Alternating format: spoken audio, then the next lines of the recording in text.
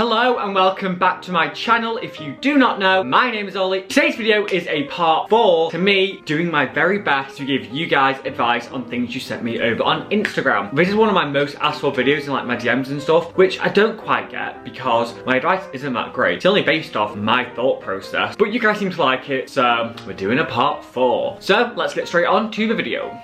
So I'm sat filming on the floor and the windows here and the blinds are there, so if I do that, I mean, that's really irrelevant, doesn't really matter. Anyway, the first one is seeing all my friends going out together, but not me. Then in brackets, there's always 5 other better people. So, right now in the UK, there's a 6-person rule. So you're only allowed 6 people out at a time. So if your friendship group is any bigger than 6, it does make it a little bit hard. However, if your friends are consistently leaving you out and you're always the one who's left out and being made to feel like they are better than you, which, FYI, they're not better than you. You determine your self-worth, so don't let them lower it, okay? They are not better than you. They just don't realise and appreciate how amazing you are. So, first of all, let's get that one into check. Second of all, if you've got a bigger group than 6 and they're always choosing this 6 and like not you or anyone else, and my honest advice for that one, which is quite harsh, but it's honestly find some new friends, which I know is quite hard to, you can't just find them, you can't just look under your bed and think, loads of friends. However, these friends currently who are leaving you out, they're not being very nice, they're not being true friends. True friends don't leave you out, and true friends make you feel included and equal, because a relationship is all about being equal with each other. So these friends, I'm really sorry, they're not being very good friends, so either talk to them, like, hey guys, I'm feeling like a bit left out, and then see how they react to that. Or if you want to just be a harsh and a little bit of a baddie, just be like, see in a bit, I know my worth, you're not treating me like I deserve, goodbye. Because as well, in the long run, you'll find better friends who will make you realise and make you feel just as important as everyone else, and that's when you'll be fully happy. So the next one is outing myself as bisexual in high school. I came out in high school too, so I feel like I might have some experience on this one. So for me, I told my immediate friends, like my best friends and my friendship group, because at the time I was too scared to announce it to everyone. Plus I also felt like I didn't need to announce it to everyone, because so when you're in high school or whatever, it seems like the biggest deal in the world, and all these people seem like such like present people. As soon as you leave school that day, those people, they're nothing. They are just people from your high school. So whether they know who you are, what you are, anything about you, it doesn't matter, because in life they won't know you. All they are now is someone back from school. So my advice to coming out in high school is tell your immediate friends, like some of the people you surround yourself with every day, tell them so your closest people know who you are, and then forget everyone else. You don't need to worry if they know or don't know or what they think. Forget what they think. Eventually it will get out, and like, because you'll start being yourself with your immediate friends, and it'll get out. And that's my advice to that one, because that's how I did it, and it was so easy, because you tell your best friends, because they're the people who are important, they're the people who matter, and then in the long run people find out, because people hear it from wherever, or you'll just be yourself, and you might get a boyfriend, you might get a girlfriend. So don't overthink it. Tell your closest friends, your best friends, all of that, and do it proudly. Hold your head up high and be proud and love yourself. So the next one is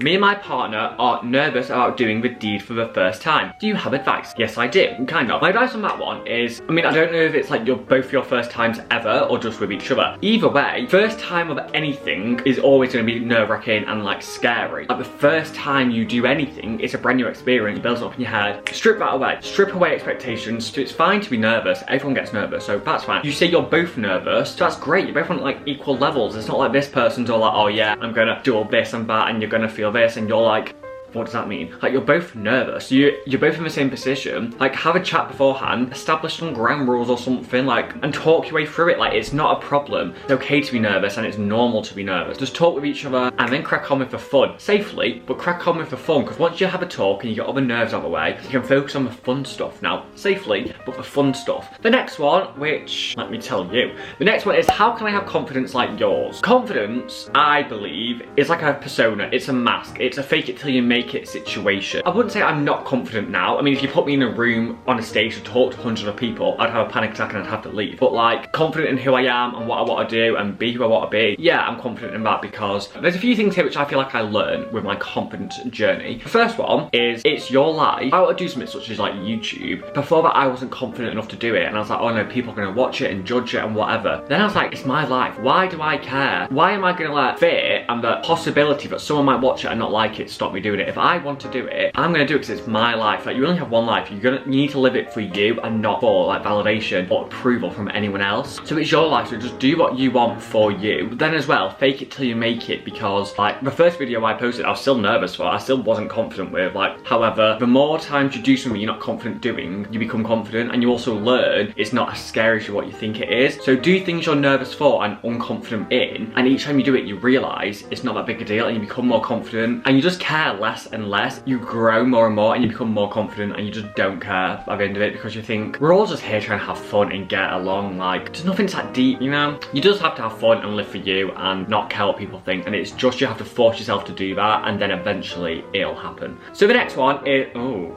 this is a predicament. My best friend kissed the boy my other best friend likes. Who do I protect? So that sounds quite confusing. So I'm here, I'm a best friend. I have a best friend here and I have a best friend here. This best friend likes this boy, but this best friend kissed that boy, and this best friend knows that this best friend likes the boy and kissed the boy anyway. This best friend doesn't know that this best friend kissed the boy that this best friend likes. However, I know that this best friend likes that boy, and I also know that this best friend kissed that boy. But this best friend doesn't know that this best friend kissed a boy that this best friend likes. Do you get it? What my advice is to that one, because personally, this isn't going to end well if you lie. My thing is, if you lie or hold something back, it's always going to be worse when we find out. Like, the sooner you can be honest and tell the truth, do it, because it's not going to go well. So for me, being the best friend here, because that's what you are, that's what you're asking, I would say to this best friend, you have to tell this best friend, or otherwise I ultimately will, because they deserve to know. Like, they have a right to know. You have a loyalty to your best friends to be honest with each other and open. Plus, I also think this best friend will forgive this best friend easier if they are honest and they tell them. Plus, this best friend might appreciate it because they will now know that this boy that they like isn't interested in their best friend, because if they were interested in this best friend,